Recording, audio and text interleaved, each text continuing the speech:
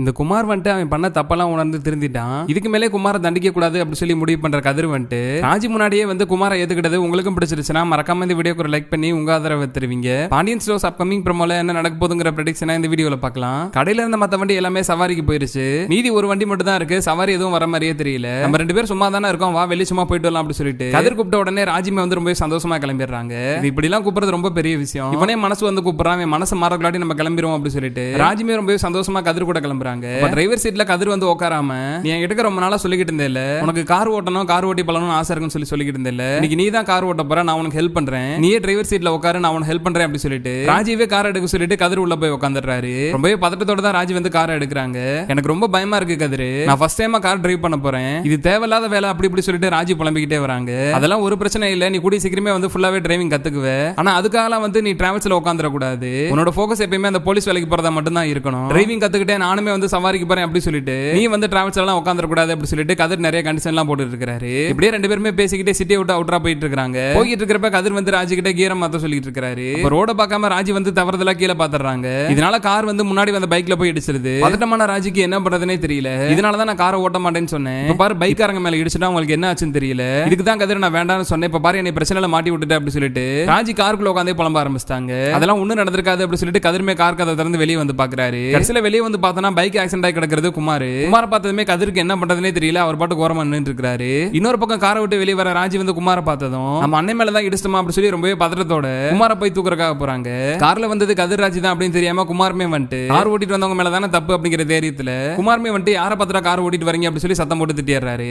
காரை விட்டு கதிராஜி ரெண்டு பேரும் கீழே இறங்கி வரதை பார்த்ததுமே குமாருமே வந்துட்டு பதில் எதுவுமே பேசாம நீ தான் கார் ஓட்டிட்டு வந்தியா ராஜி, நான் தான் கவனிக்காம வந்துட்டேன், இது என்னோட தப்பு தான், நான் தான் ஒரு யோசனையில அப்படியே கவனிக்காம கொண்டு வந்து கார் மேல விட்டுட்டேன், என்ன மன்னிச்சிட ராஜி அப்படி சொல்லிட்டு எந்த தப்புமே பண்ணாம குமார் வந்துட்டு சம்பந்தமே இல்லாம ராஜிகிட்டையும் கதிர்கிட்டையும் மன்னிப்பு கேட்டுட்டு இருக்காரு. பரவாயில்ல ராஜி, நீ நல்லாவே கார் ஓட்ட ஆரம்பிச்சிட்ட, கதிர் தான் உனக்கு கார் ஓட்ட கத்து தரானா, ஏற்கனவே நல்லா தான் கார் ஓட்டிட்டு இருக்க, இன்னும் கூடி சீக்கிரமே நீ பாரு நல்லா ட்ரெயின் அப் ஆயிருவா அப்படி சொல்லிட்டு குமார் வந்து ராஜியை மோட்டிவேட் பண்ற மாதிரி பேசிட்டு இருக்காரு. ஒரு பக்கம் ராஜி என்னன்னா குமாருக்கு அடி எதுவும் பட்டிருக்குமா, கண்டிப்பா காயெல்லாம் பட்டிருக்கு, வலிக்கு தானே செய்யும் அப்படி சொல்லி பதறிக்கிட்டு இருக்காங்க. அதெல்லாம் ஒண்ணு இல்ல ராஜி, சின்ன சிராப்பு மட்டும் தான், எனக்கு இதெல்லாம் ஒரு பிரச்சனையுமே இல்ல அப்படி சொல்லிட்டு பைக் எடுத்து கிளம்ப போறாரு. அப்ப கூட கதிர் வந்து குமாரோட பைக் எடுக்கிற ஹெல்ப் பண்ண போறாரு. அதெல்லாம் ஒன்னும் பிரச்சனை இல்ல, நான் நார்மலா தான் இருக்கேன், நானே என் பைக் எடுத்துக்கிறேன் தேங்க்ஸ் அப்படி சொல்லிட்டு மறுபடியும் கிளம்புறப்ப கதிர் ராஜி ரெண்டு பேருமே சாரி சொல்லிட்டு குமார் கிளம்புறாரு. நடக்கிறதெல்லாம் பாக்குற கதிர் வந்து ராஜி கிட்ட ஆக்சுவலா நம்ம மேலதான் தப்பு, நீதான் ராஜி கவனக்குறைவா கொண்டு போய் பைக்ல மோதிட்டு, ஆனா அவ எதுக்கு நம்ம கிட்ட சாரி கேட்டு போறானே எனக்கு ஒண்ணுமே புரியல, ஒரு செகண்ட் என்ன நடந்துச்சு எனக்கு புரியல அப்படி சொல்லி கதிர் சொல்லிட்டு இருக்காரு. நான் தான் ஏற்கனவே சொன்னேன்ல குமார் முன்ன மாதிரி இல்ல, ரொம்பவே மாறிட்டான், அதனாலதான் அவன் இடையிலே வந்து ராஜியை பார்த்து பேசியிருக்கான், அது எதுவுமே புரிஞ்சுக்காம நம்மளுமே வந்து குமாரை தப்பா நினைச்சிட்டோம், அதான் ஏற்கனவே சொன்னேன்ல குமார் வந்து திருந்திட்டான், அவன் முன்ன மாதிரி இல்ல இப்ப டோட்டலாவே மாறிட்டான், அதனாலதான் அரசியை தனியா கூப்பிட்டு பேசிக்கிட்டு இருந்திருக்கான், இது தெரியாம குமாரை பிடிச்சு நீயே அடிக்க போயிட்ட, நம்ம வீட்டாலும் நிறையவே பிரச்சனை பண்ணிட்டாங்க, இவன் இதே மாதிரி இருந்துட்டானா எந்த பிரச்சனையும் இல்ல, எங்க சித்தப்பா பேச்ச கேட்டு எந்த ஒரு தப்பும் பண்ணாம எங்க அண்ணன் இதே மாதிரி இருந்துட்டாலே எனக்கு அதுவே போதும் அப்படி சொல்லிட்டு ராஜி சந்தோஷப்பட்டு இருக்காங்க. இன்னொரு பக்கம் கதிர்மே வந்துட்டு இவ்வளவு பிரச்சனை நடந்ததுக்கு அப்புறமாவது குமார் இந்த அளவுக்கு தெரிஞ்சிருக்கானா கண்டிப்பா அது ரொம்பவே பெரிய விஷயம், இவன் இப்படி இருந்துட்டாலே போதுமே அப்படி சொல்லிட்டு கதிர்மே வந்துட்டு குமாரோட பிஹேவியர் எல்லாம் பார்த்து ரொம்பவே சந்தோஷப்பட ஆரம்பிச்சிட்டாரு. இப்படி குமாரை பத்தி பேசிக்கிட்டு கதிராஜ் ரெண்டு பேருமே வந்து கார் எடுத்துட்டு மறுபடியும் வந்துட்டு ஆபீஸ் கிளம்பி வந்துடுறாங்க. இனிமேல் நான் காரே தொட மாட்டேன், உன் பேச்ச கேட்டது வந்ததுக்கு நான் எங்க அண்ணன் மேல கார் அடிச்சதுதான் மிச்சம், எங்க அண்ணன் மேல கார் அடிக்க போய் பரவாயில்ல, இதே வேற யார் மேல நான் இடிச்சிருந்தா என்ன பண்ணிருப்பாங்க, கண்டிப்பா என்னை தூக்கி ஜெயில போட்டிருப்பாங்க, அப்புறம் என்னோட போலீஸ் கனவெல்லாம் என்ன ஆகுறது அப்படி சொல்லி ராஜி புலம்ப ஆரம்பிச்சிட்டாங்க. அப்படிலாம் ஒன்னும் ஆயிருக்காது, நீ ஏதோ கவனக்குறையில ஒரு மிஸ்டேக் பண்ணிட்ட, அதே மாதிரி எல்லா நேரமும் பண்ண மாட்டேன், இன்னும் கொஞ்ச நாள் நான் உனக்கு எப்படி உடனே கத்து தரேன் அப்படி சொல்லிட்டு கதிர் வந்து மறுபடியும் ராஜிக்கு மோட்டிவேட் பண்ணிட்டு இருக்காரு. இவங்க ரெண்டு பேரும் இப்படி ஆபீஸ்ல சந்தோஷமா பேசி சிரிச்சிட்டு இருக்கிறப்ப கரெக்டா குமாருமே வந்து அங்க பைக் நிப்பாட்டுறாரு. இப்பதான் உன பாராட்டிட்டு வந்தோம், அதுக்குள்ளாட்டி மனசு மாதிரி எதுவும் பிரச்சனை பண்ண வந்துட்டானா, ஒருவேளை நம்ம காரை இடிச்சதுக்கு தான் பிரச்சனை பண்ண வந்திருப்போம் போல அப்படி சொல்லிட்டு இங்க ராஜி கதிர் ரெண்டு பேருமே யோசிச்சுட்டு இருக்காங்க.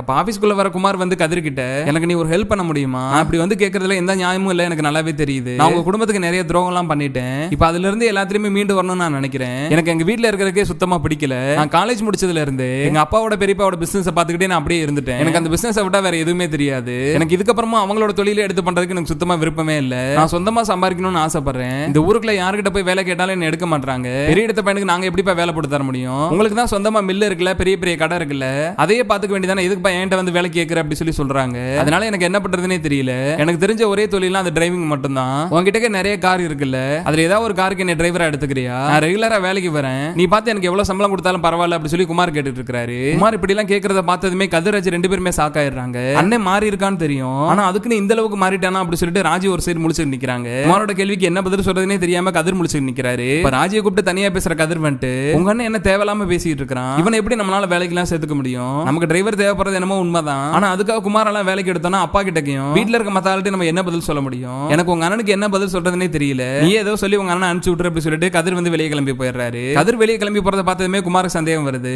என்ன ராஜி, நீ வேலைக்கு வேண்டாம்னு சொல்லியாச்சா? நான் வேற எங்க போய் வேலை தேட முடியும்? எனக்கு இந்த வேலை மட்டும் போட்டு கொடுத்தீங்கன்னா ரொம்பவே ஹெல்ப்ஃபுல்லா இருக்கும் அப்படி சொல்லிட்டு ராஜிக்கிட்டே குமார் கெஞ்சிட்டு இருக்காரு. எனக்கும் உனக்கு வேலை போட்டு கொடுக்கணும்னு ஆசை தானே, கதிர்மே மட்டும் உன்னை வேலைக்கு எடுக்க கூடாதுன்னு நினைக்கல. ஆக்சுவலா எங்களுக்குமே வந்து நிறைய டிரைவர்ஸ் எல்லாம் தேவைப்படுறாங்க. ஆனா உன்னை மட்டும் வேலைக்கு எடுத்தோம்னா எங்க வீட்டு ஆளுகிட்ட நாங்க பதில் சொல்ல முடியாது. அதுக்கு முன்னாடி நீ எங்க கிட்ட தான் வந்து வேலை பார்க்கறேன்னு தெரிஞ்சுனா பெரியப்பாவும் சித்தப்பாவும் என்ன நினைப்பாங்க?